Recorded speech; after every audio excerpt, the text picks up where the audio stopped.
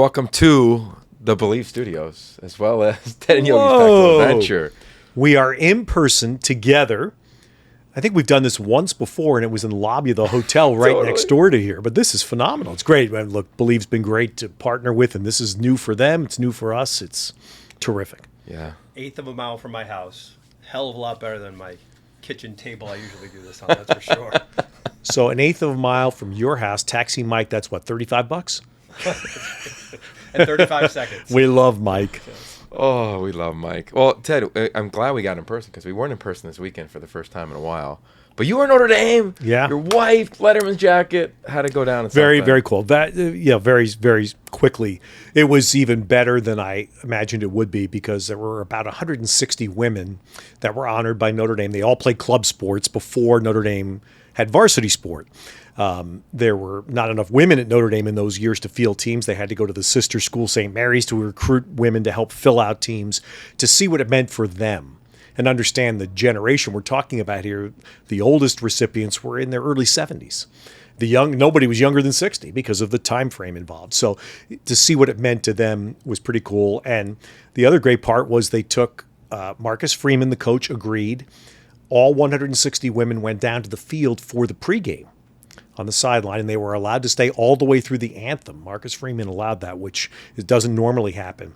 And my wife had never been on the field at Notre Dame Stadium. So, I mean, to see their reactions to that for the first time, things I take for granted, it was great. So anyway, it was the right thing to do.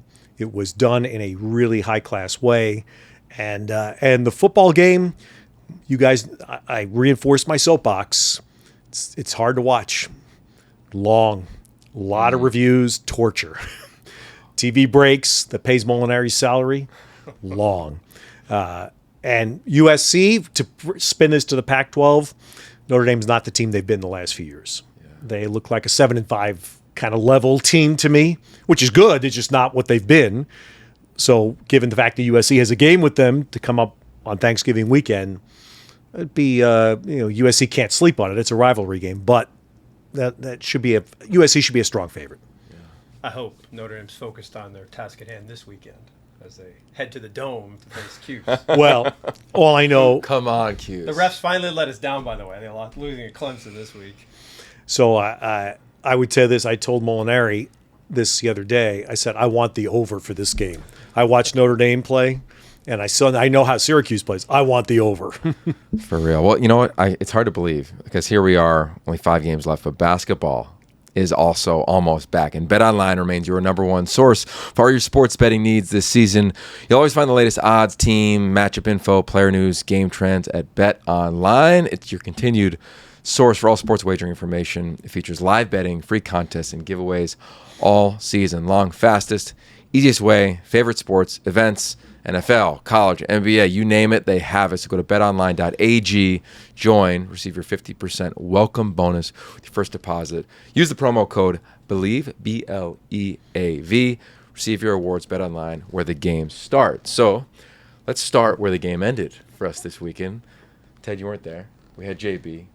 We had an homage to you. It was super fun. What was it like for you in the season to not have Ted in a game? Look at him smiling. What do you mean? Was like, what a loaded question that is. You had the great JB Long with you. JB Long, and I think I used the phrase, and I think JB would be okay with this phrase. We sort of had a Ted clone with us in a way, and I mean that in the nicest way possible. The styles are very similar. I think when JB's one moment, the whole game where he got a little off kilter was talking about you and Mary when we put that photo up. Yeah, I could tell. Yeah.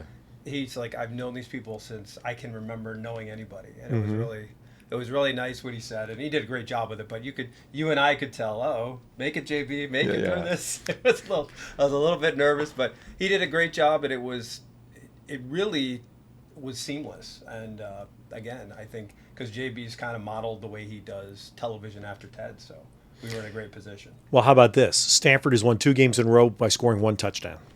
Okay. So my brother. The other thing, review. We like to get on review a little bit. I finally turned towards the camera. I tell him that. So good. To the camera, I'm getting that. So we finally have a review. It decides the game. It corrected a call that decided the game. Yeah. Elijah Badger's toe was on the line, And as the replay sequence is going, I know, okay, I want to show how he got there. And then I see the next one I see in our high end zone, the one from the back, that you can see he's out of bounds. So I hit Yogi, he's out. And then we show it, and the toes on the line. And they got it right. And that's the way what reviews should be. Well, that's exactly. Deciding a game. And Yogi, I'm sure you flashed back because we had one years ago, Oregon at Utah was the same with Darren Carrington, right? Same exact thing. Yeah, 100%. And Ryan McGrady, who had been at Stanford the last couple of seasons, he's moving on to 24/7. He hit me after the game. He goes, I just watched the ending. It totally reminded me of the end of the game, Utah-Oregon from back in the day, and the Carrington play. But it was fun to go on the farm. But let's start with the obvious. Did you get a chance to check out the UCLA-Oregon matchup? Yes. Wonder what you think. Because I think, it's clear to me, I think Oregon is the top team in this league, how they're playing. Well, I'm going to tell you, and you know how I've been pounding the drum that quarterback play has been so much better in the conference this year, and I think everybody's uplifted because of it. The league is better. We're regarded better nationally because of it. I watched the first half of the Oregon-UCLA game. Bo Nix is the answer to my question. Who's the best who's QB1 in this conference right now? Bo Nix. I mean, he's way better than I ever thought he would be. Certainly better than he ever played at Auburn. And as good as Michael Penix has been, and DTR and Caleb Williams, right now, to me, Bo Nix is the best quarterback in this conference. And he showed it in the first half Saturday. Yeah, I'd agree. I think it's happened to DTR heading into the week. Everybody just kind of put a blanket statement on him based on earlier in his career. And I think over the last couple weeks heading into the game, it was like, okay, he's a different guy. Yeah.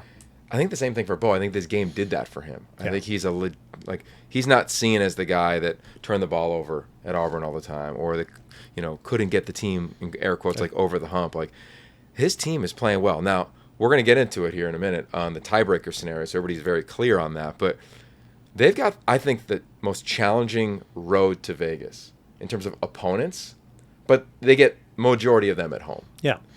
And before, I don't want the Utah fans to get upset. I left Rising out. Yeah. I've got to get Cam Rising in there too. So DTR had his great game 3 weeks ago. Rising had his 2 weeks ago. This week it was Bo Nix with that game. So, the first half, Bo Nix threw a touchdown pass to Troy Franklin, and I was really happy because Brock Heward went nuts on it too. I mean, that was as big time a throw as you could ask a college quarterback to make. Where, you as a receiver, you'd love that because just put your hands out. The ball literally drops into your hands in the end zone. That was just gorgeous, pristine throw.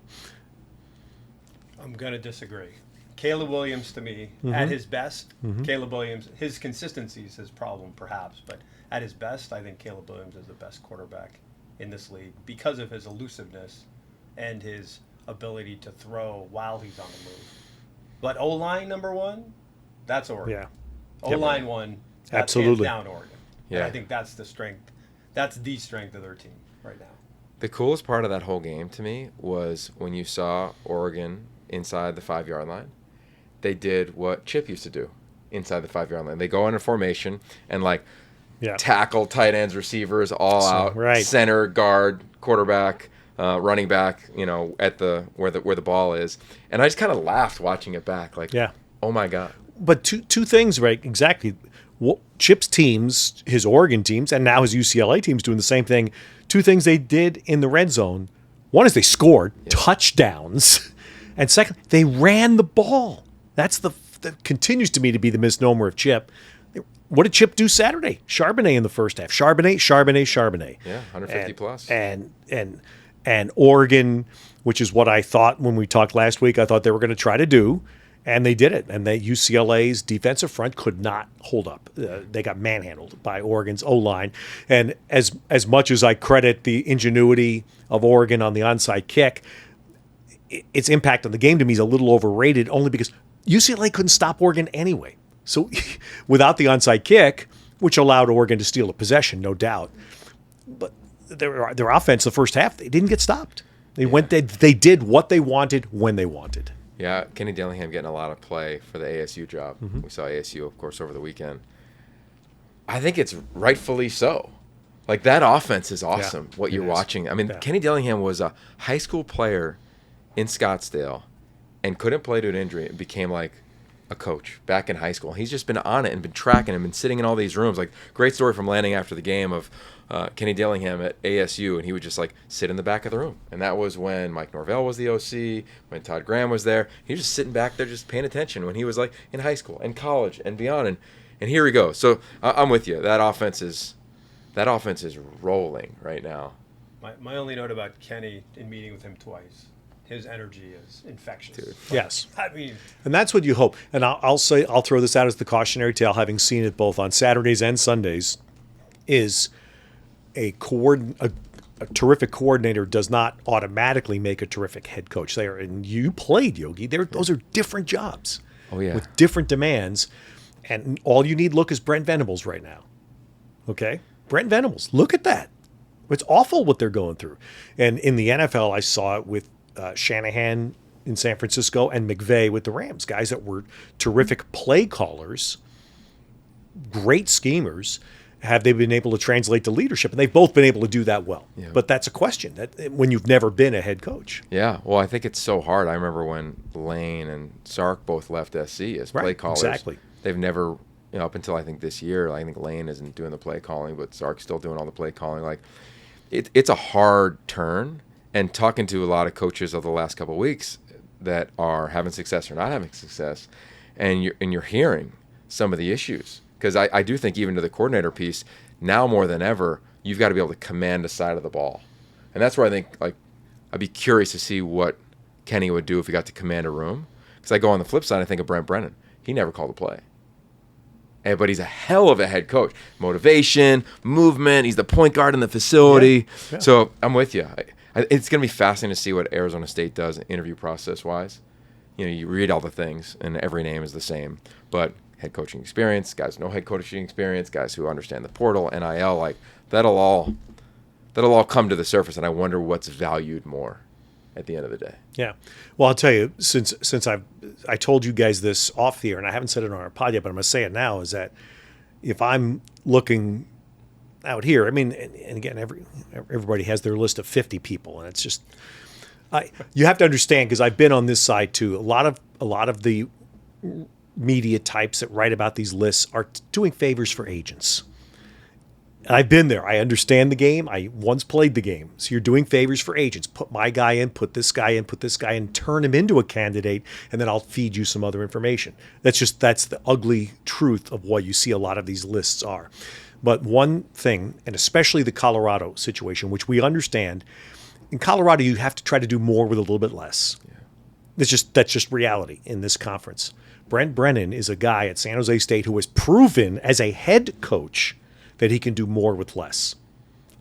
Much less in terms of material, facilities, etc. at San Jose State. That's a guy with Pac-12 roots to me that should be on the radar. Not ever telling somebody they have to hire someone, but Brent Brennan has to be given a chance to get in the room. Has to. Confirm. Totally agree. I hope, and I'm sure he will. He's been interviewed for many head jobs outside of the one he currently resides in. But I hope he gets, to your point, in that room. He's seen it all now on a really sad note, right? They just lost a player last week. Yeah. Like, he's, in terms of, I talked to him the morning on Saturday before our game, and Sean Aguano, David Shaw, so many others reached out to him after the loss of their player. And we send, of course, our love to that program and his family. But I just think that there's something to that experience of a head job. I used to always say this about Lane and Sark. Of course, you know why they took UW or the Raider job, but if it was Akron or Miami of Ohio or something like that, I think you learn stuff not in the spotlight that can help you as a head coach as you're growing in that profession. And we'll see how it is now, because now, like, hot names become hot names and you just skyrocket. Yeah. And you're not necessarily ready. Who can be ready for that job? Well, that's what I was, to circle back to where we started here. Yeah. That was to my point when you triggered about Kenny Dillingham, was clearly earned the right. I mean, I'm not, believe me, I want to be clear. I'm not saying that a coordinator can't make a good head coach. I'm just saying it's not automatic. Yeah. And that's, you have to find coaches somewhere. So, yeah, a coordinator at least has had responsibilities and big things as opposed to a position coach. That's definitely a difference there. But the candidate list, and especially offensive play callers, because we are filled with people, not me, but younger than me, that have all grown up on Madden. So they think if you're a play caller and you can run a joystick, man, you are the man. And I get that. So the offensive coordinators are much sexier than defensive coordinators. That's why Venables getting hired was fascinating to me, because Oklahoma had become this offensive power under Stoops and then Riley, and they went and hired a defensive guy. And their defense is a sieve right now. I don't watch it carefully, but you look at the scores, you see what they are. The defensive coordinators don't get quite the play. So back to where we started again, that's all. I know when schools are looking, to me, it's a lot about what you just said, because we're seeing it. We're going to see it again Saturday. To me, Jed Fish is a template. And believe me, I'm not making him Lombardi. That's not my point here. But energy, enthusiasm in a lot of the Pac-12 markets is vital when we have empty seats. It's vital. And Jed Fish is the template for that. Then hopefully you find someone that I saw. The greatest example I saw firsthand was Jim Harbaugh, both at Stanford and San Francisco 49ers. Hired a good staff. Wasn't afraid to hire a good staff. Didn't feel threatened by hiring good staff. Gave them autonomy and challenge me and call things and do things. That's another vital part of being a leader, that just being a play caller, you don't have to deal with. Yeah. And I think you guys might have missed the most important thing. Can you fire up the fan base at the Thursday luncheon? And but every head coach I've had the chance to talk to in a casual setting, be it a dinner before media day, I was like, what's fun? Recruiting, retaining players. What's the hardest part of your job? Talking to the alumni. Almost every one of them says that at some point. So I find that interesting. And that's something a coordinator would have no idea about. Mm-hmm. And you don't really know until they get up there. And the other thing I want to mention, Sean Aguano, I thought we had one of our better coaches' mics of the year. And we're allowed to do a little bit of strategy, how they ran the 2-minute offense at the end of the first half, got a little insight into that. I thought that was really cool television. So thank you, Sean, and ASU for letting us do that. Yeah, he couldn't have been better. He was incredible. And to me, what's going to be amazing to watch for them moving forward, they have Colorado this weekend. Sounds like the quarterback competition is open at ASU. Emory Jones, Trenton Bourguet. Wow. Going to find out who the better player is. So we'll be tracking that. You referenced alumni. Got like one of the best of all time at our game. Gronk will be there. It's homecoming in Arizona. We got the Trojans there. We'll have some sort of sound from Gronk in the game on Saturday, I'd imagine. He may join us in the booth if there's enough room for Sam, Ted, Gronk, and you. I don't know. It's the two tight ends. We'll just bail. Yes, just let Sam do it. Yeah. But I think there's a lot of excitement around this game for a bunch of reasons. One, Jed, to your point, has been able to create hope every week he's been there. Yeah. Like it's been amazing to watch them. Both teams coming off a bye. Nice job Pac-12 scheduling. Like pretty much every team other than one plays their opponent when both are coming off a bye, which is great this year. And here comes SC off of heartbreak loss. Like, what do you look forward to in this game, Ted, with these two teams on Saturday? Well, I mean, look, Oregon's offense has been fabulous. There's no question. Like I said, I still think USC is the best chance right now to be a CFP team out of this conference, because the blunt truth is they don't have a 49-3 on their resume, and that's just reality. And I hope that if Oregon runs the table, which they sure can do, I hope that the committee is big enough. It's my basketball mantra now that I'm switching to football, and that I think basketball, I thought this year they did a much better job of not letting November and early December define your season. That there should be credit given, because part of teaching is to improve people, right? A team should be able to improve over the course of a year and be credited for that, particularly in this era now where there's so much turnover every year. So same in football. 49-3 in week 12 would be a problem. 49-3 in week 1 to me should not be a disqualifier. Tiebreaker, yeah. If Oregon and Georgia are in the battle for the final spot, absolutely. That's a tiebreaker, no question. But it shouldn't be a disqualifier. Yeah. Would you be okay abolishing your cherished preseason poll, Ted? Would that be okay? My cherished preseason. We know how much you love the preseason poll. I kept my streak alive. Did not participate in the Pac-12 basketball poll. Oh, I have no idea. No idea. Preseason polls, especially in football, they're just so unfair. Let them play a week and then poll the audience. Yeah. Like, don't set the bias up, because some teams it's just impossible for them to overcome it. Well, and this we'll get into this because I'll break my I'll relax my rule here next week. What's crept into it's our society now, and I know I'm fighting a losing battle in this one. I totally get it, but now that we have preseason Heisman polls, what a joke! Yeah. What a joke! Let them play some games. Let the play determine who are the legitimate Heisman candidates. And so, like I said, I'm not going to say any more until next week, as I said, I vowed I wouldn't do this until November. November, we can start talking to me about who the legit field is. But I can't stand the preseason thing about that. It's brutal. There's been one preseason Heisman Trophy winner to ever win it. And it was the best friend of the guy who started Believe, Matt Leinart. Oh, okay. The only guy. Yeah. Who probably lives a block But from who here. decided he was the preseason? That's what I don't understand. Who decided that? Good question. Yeah. All right, so let's be clear on the tiebreaker, because we got Thursday night football this week, Utah, Washington State. This is how I've come to understand the tiebreaker, just to kind of be very clean about it. Tiebreaker is if three teams Three are tied. teams are tied at the top. So we're talking about three teams at 8-1. Go to, have they played each other?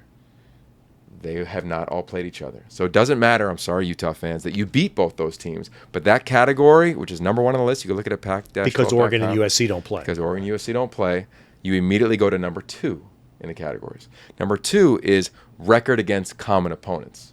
So for argument's sake today, the final week of October, let's just say Oregon's 2-0, USC and Utah are both 1-1 against common opponents. Oregon, find you in Vegas.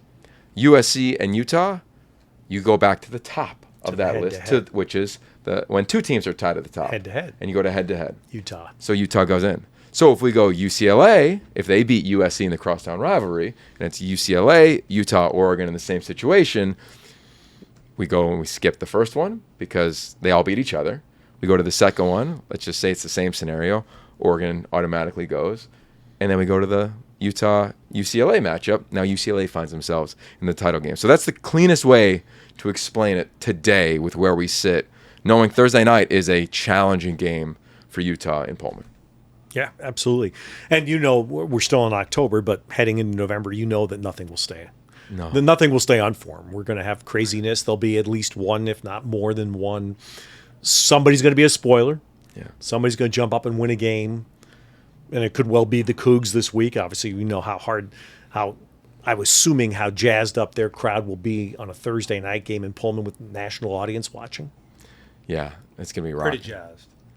Yeah, so let's talk Oregon-Cal, because Justin Wilcox has been able to beat his alma mater before, right? Chance to go there to be the head coach. And his Cal team has underperformed dramatically, I think, this season. And they get Oregon after a huge win coming into Berkeley. I don't think Marshawn will be there. I don't know if you saw the Marshawn Lynch interview. Oh, I've seen many it. Yes, times. I've seen Many it. Yes. It's a 12:30 game, right? So it's not a night Hopefully game. that won't be the Gronk interview type thing. Yeah. I'm hoping. What do you think? Like, Cal's going to get somebody, I think, this year. Yeah, I mean, my first thing is, again, I'm going to go back to the same story. I mean, you have the best offensive line in the conference in Oregon, and maybe the offensive line that's struggled the most in Cal. It just has. And so pretty hard. I mean, to think this is the week that Cal's going to get somebody, I have a hard time not watching. I mean, Oregon scored 40-plus every week since week one. They've scored 40-plus. Why would I think this week would be any different? Yeah, I agree. I think Cal, the good thing after talking to their staff, like, they're not going to lay down. Like, I don't think we're going to start seeing a team that doesn't give any effort. I think it'll be a more competitive game than maybe numbers would suggest. But I'm with you. I think this is a game where we look at Oregon, and I say that because this is the week. We're recording Tuesday. On Thursday, I get the honor to be on the call with the CFP committee. So you start to present the case. And here comes Oregon's schedule as you look at it. And I think they're going to face a team in Cal that is going to give them every single thing they could handle. Mm-hmm. And I think they'll win in workmanlike fashion. And I think I say that because that needs to be, I think that's noteworthy. Of like, they're not just playing a team that I think will just lay down. Like, this is not who Justin Wilcox and Cal is. And even after talking to their staff earlier today, like, they don't feel that even in the practice field. They're like, our guys are coming to work every day. We haven't lost hope, to use your word. So I think we'll get a competitive game, and then eventually Oregon will just do what they do to everybody, which is lean on you, and then pull away late. Yeah. Here's the number for Cal that just keeps growing: 1-8 in games decided by 7 points or less. Last 2 years. Yeah. Last 9 games. Wow. 7 or less, they got 1 win. That's tough for the fan base. That's tough for the players. That's tough for the coaches. So. Yeah, and they got to score. You know, the interesting thing came out of Stanford, Ted. Ashley Adamson asked a great question in our production meeting to Coach Shaw, like, hey, where are you guys at with the portal and NIL? And he said, we're working on it. He's like, we're working on, like, setting standards for maybe freshmen and sophomores to be able to transfer in if your academic GPA, your academic standing meets this requirement. Juniors and seniors to meet this requirement. So I think, like, going into that week, it was like, man, like, how's Stanford going to compete in this new world that we're in as they play UCLA, who's done really well in the graduate school side of things. Yeah. But and when you say the we, though, the we is not Stanford football. The we has to be Stanford University. Yep. It's not the football program's decision. And that's 100%. Provost. I think the word provost. Provost. Well, the provost is the number 2 yes. person on the campus. As Condi Rice was the provost when I was there way back when, as an announcer, rather. Anyway, the point being that absolutely has to happen in this era, and David knows that. And David Shaw, what makes him one of the many things that makes him special is he's a Stanford guy through and through. He understands the university, and he's not going to fight things, especially in public, that you can't win. It's what makes the university special. And I'll go back to what I've said before. Stanford will, as a university, is going to have to make this decision going forward, because this college football world hopefully will get regulated a little bit, but it basically isn't going to change, right? So do we want to compete as we have for the last decade? Unprecedented competition. Or do we want to be Vanderbilt and go 2-9, 2-10 every year? We'll get a heck of a check, but that's what we'll be. We'll be 2-10 every year. Yeah. What did you feel coming out of that production meeting? Well, I felt like David Shaw has found a way to keep his players engaged in a tough year and maybe a tough couple of years. Yeah. And you just feel like this is, like, if I was playing, this is a guy I'd like to play for, because he cares about more. He cares about winning, and he made that clear. Winning is the bar that really matters, but there are other bars to measure success too, and that's what we're focusing on. And it was just an intelligent. He's surrounded. All his players are extremely intelligent, and he's the perfect leader for a group of very intelligent players. That's what I felt coming out of the meeting. The best part, I thought, of the weekend, and I think UCLA Stanford's like a sneaky, really good game to finish up Saturday. David Shaw talked about how his players came to him after the Oregon game and said, look, we need to talk about style of play that we're putting on the field right now. And he said, sure, let's talk about it. So they met in a room, 18 guys, offense, defense, all the leaders, the leadership council, and they said, we want to be more aggressive. I think the quote was attributed to Jonathan McGill: I don't play defense to sit back and be passive. I play defense to mess with other people. And you've seen them since that game blitz more, play a ton of man coverage, take shots. We saw a third down in the game. Tanner McKee gets sacked. And you're thinking 100% David Shaw's going to run the ball here. This is what he's done for a long time. They drop back to throw it. They get sacked. Clock continues to go within, less than 3 minutes left in the ball game. And I say that because I thought that was pretty powerful. Yeah. For him to open up that door to the players. And then what he said, and I want to hit you on, he said when Andrew Luck was there, he went up to Andrew and he said, what do you like on this call sheet? Andrew goes, call anything, coach. He goes, Andrew, I want you to not be as nice as you are and as polite as you are. I want you to say no. I want you to tell me what you love, what you hate. And he said sometimes at Stanford, the guys are so good that they're like, we'll just run whatever you want. We'll do whatever you want, coach. Yeah. And that's why I think this moment for them as a program was a pretty catalytic one. I think he said you're more invested when you make a decision. Absolutely right. Yes. As soon as you tell me that story, I'm thinking back conversation that I was involved with David Shaw and Robert Griffin at the media day this year, and we were talking about the Andrew Luck situation. Anyway, he was saying that when Andrew called him 1 year from Indianapolis, Andrew was getting beat up. The beginning of the system of physical beating that led Andrew to finally retire. Anyway, David said, go to the owner and tell him what you need. And Andrew was exactly what you talked about. He's a respectful, polite guy. He was going to go through I'll talk to the No, David said, go to the owner. He said in the NFL, the hierarchy is owner 1, franchise quarterback 2, head coach 3, general manager 4. That's your hierarchy, because the franchise quarterback is so rare, and Andrew Luck was one.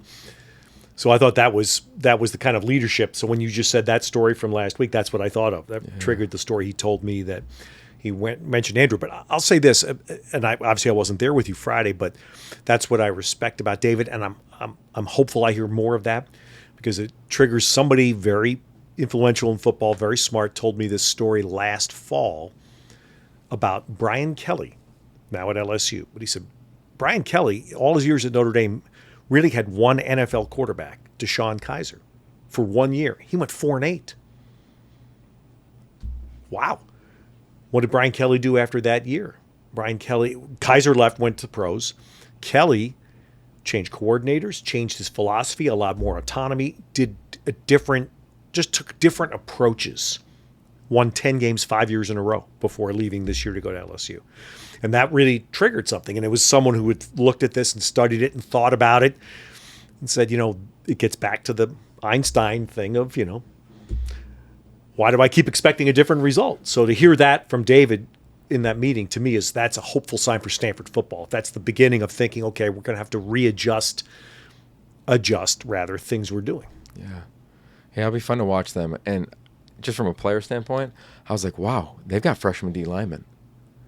They ran David Bailey didn't play, but they had 2 other guys, freshmen, that were impactful throughout the entirety of the game. The end of the game. Yeah, on the field at the end of the game. Like that to me was a big thing. And I think for UCLA this week, Dorian's going to see a ton of man coverage. I don't know if Ethan Bonner's going to go or not. I'm excited to watch him because he's going to have to hit spots. It'll be a great bounce back opportunity. Stanford's going to play man against UCLA? They play man against everybody. Wow, I was going to say, because I know that after USC, that was... Yeah. So Bobo, man coverage? Caillou Blue Kelly, Jake Bobo. And, wow. And Blue Kelly did not follow Elijah Badger. Yeah. So...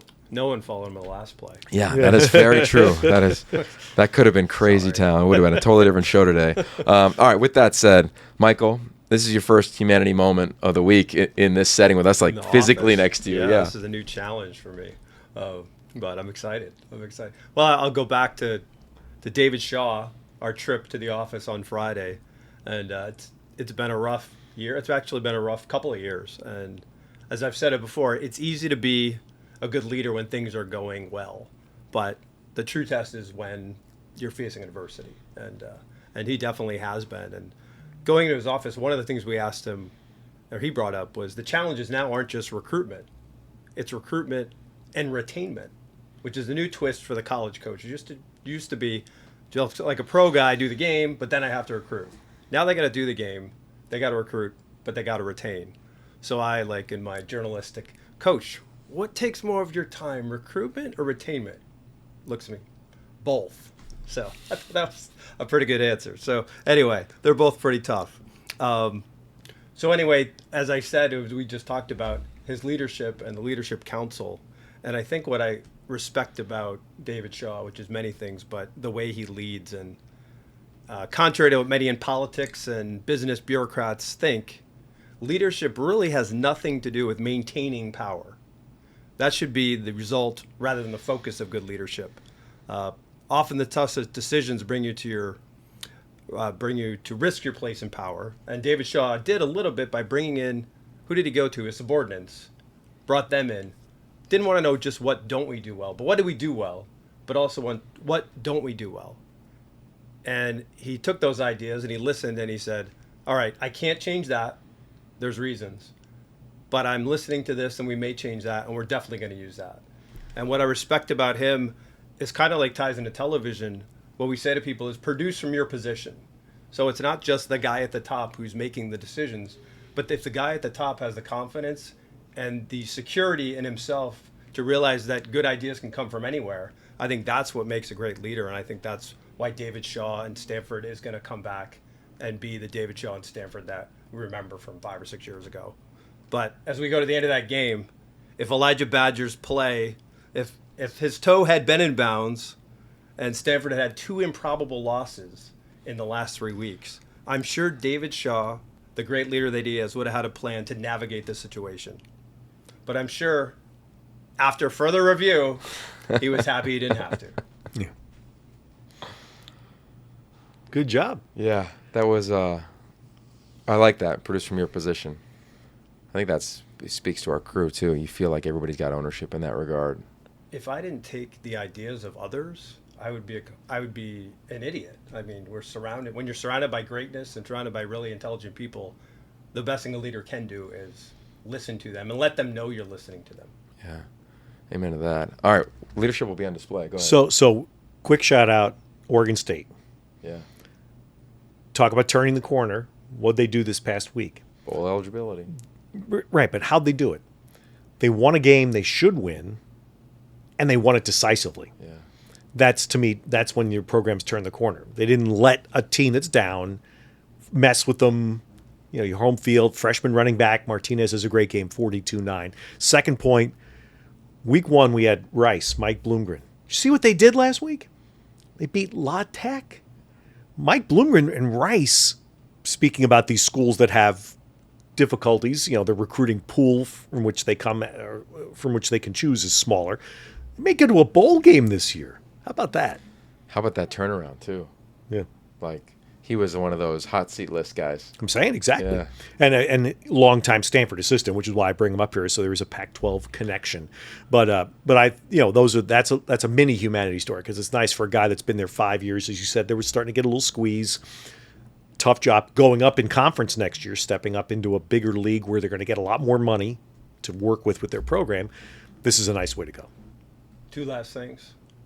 Can't believe I've gone this entire pod without saying it. Fubo TV, still the 7-day free trial. Wow. If you don't have Pac-12 and you want to see USC at Arizona, Yeah. go out and get it. It's as simple as typing Fubo TV. And number 2, if the Cuse win, Ted wears orange next week. If the Domers win, I'll wear green. Sound like the deal? There you go. I like that. That's in. All right, so we'll I'll see. paint my face orange. How's that? Halloween. Yeah. Happy There you go. Halloween, Monday night. Definitely won't do this show Monday night next week. No. We'll be on the streets causing havoc. All right, as always, we are presented by Bet Online. We'll be at SC. We'll see if Jordan Addison and Eric Gentry make their way with SC to Tucson to play on homecoming. Close to a sellout already. Hopefully by game time it will be. Gronk will be there. We will be there. A lot of playmakers will be there as well, including Caleb Williams. So tune into that. We got you covered on the Pac-12 networks. Until then, Ted, Michael, Yogi from the Believe Studios. Can you believe? Shag carpet, baby. Yeah, the shag carpet. All right, stay safe. Peace.